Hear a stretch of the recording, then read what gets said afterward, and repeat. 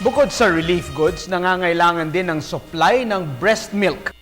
Biktima ng bagyong Yolanda na may sanggol. Dahil dito, patuloy na hinihikayat ng Department of Health ang mga ina dito sa Metro Manila at sa mga lugar na hindi sinalanta ng bagyo na i-donate ang kanilang gatas. Narito ang ulat ni Ara Perez.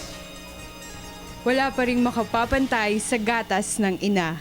Ito ang advokasya ng DOH Human Milk Bank Project sa Dr. Jose Fabella Memorial Hospital, kung saan hinihikayat ang mga ina na mag-donate ng kanilang gatas para sa mga sanggol na nangangailangan nito. Ayon kay Dr. Estrella Olodan Husi, coordinator ng Human Milk Bank, sa 5 taon ng proyektong ito ay marami na silang mga inang natulungan.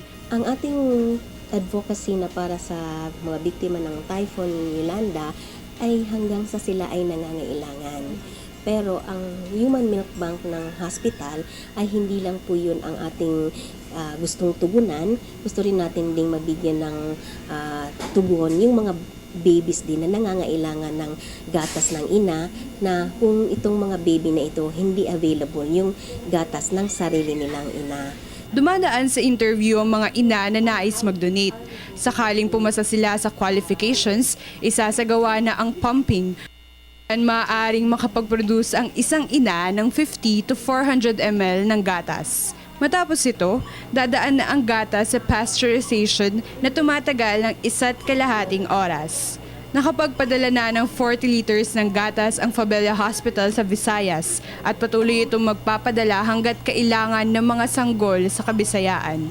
Hinikayat ni Dr. Husi ang mga ina na patuloy na tangkilikin ang breastfeeding para maging mas malusog, malakas at matalino si baby. Kung lahat pong mothers ay nagpapasuso, siguro po matitiyak natin na ang lahat ng baby nila ay malusog, matalino, at hindi sakitin.